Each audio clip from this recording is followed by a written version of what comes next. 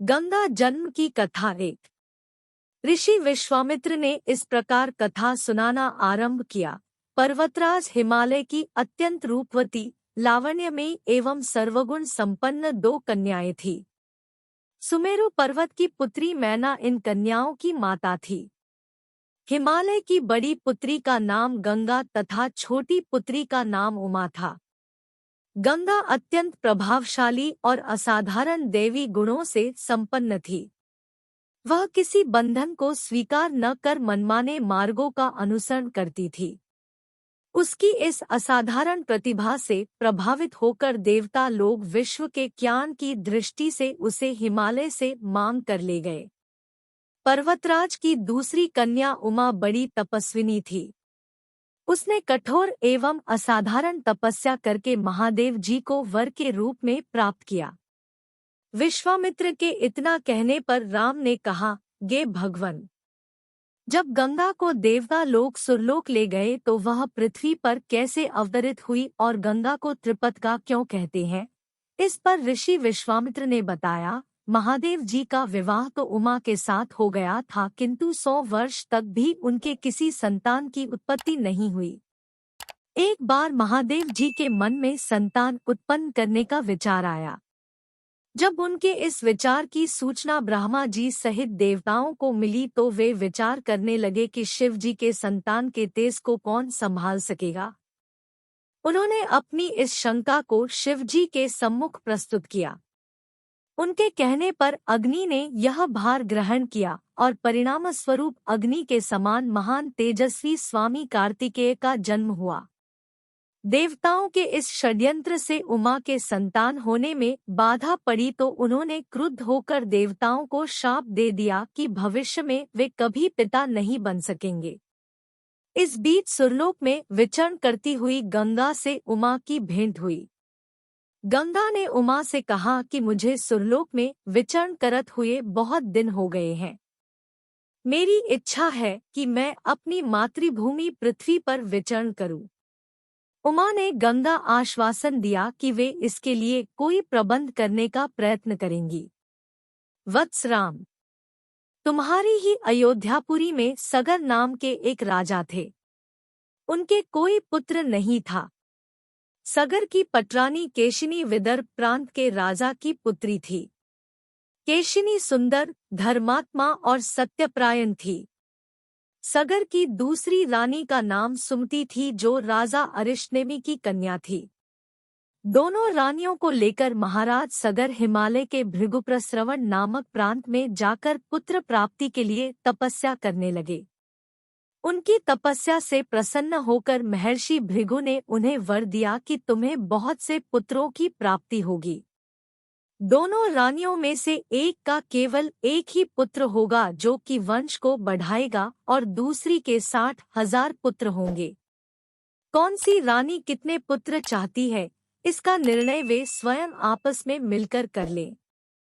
केशिनी ने वंश को बढ़ाने वाले एक पुत्र की कामना की और गरुड़ की बहन सुमति ने 60,000 बलवान पुत्रों की। उचित समय पर रानी केशिनी ने असमंजस नामक पुत्र को जन्म दिया।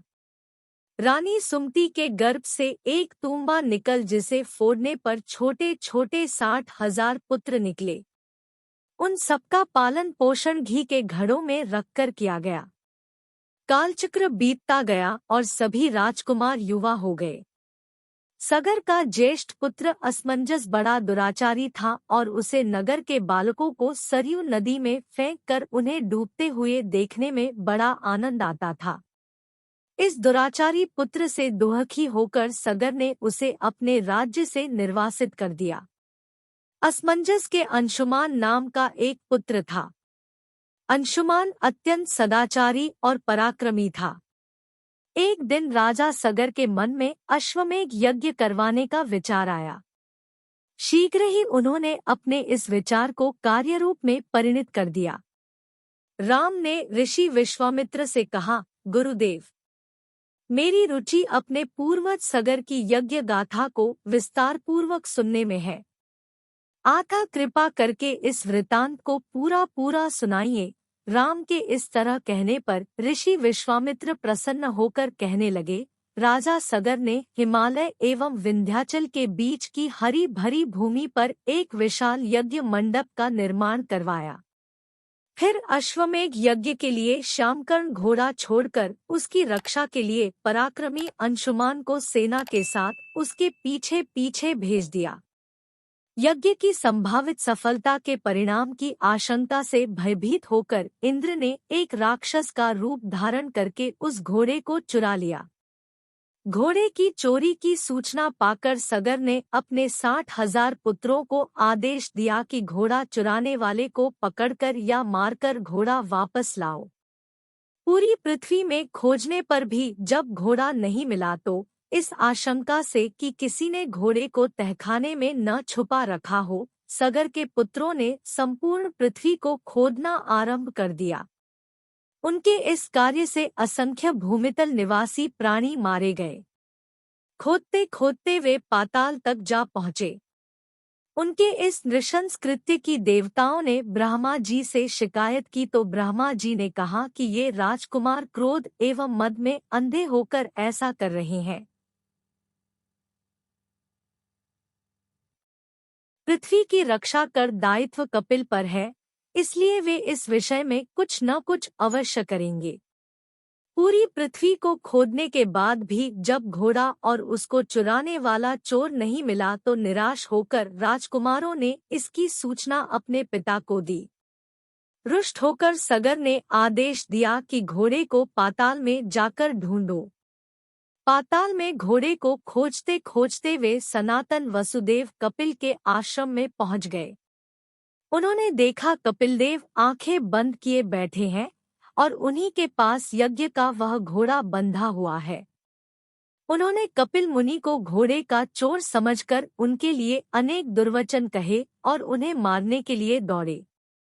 सगर के इन कुकृत्यों से कपिल मुनि की समाधि भंग हो गई। उन्होंने क्रुद्ध होकर सगर के उन सब पुत्रों को भस्म कर दिया।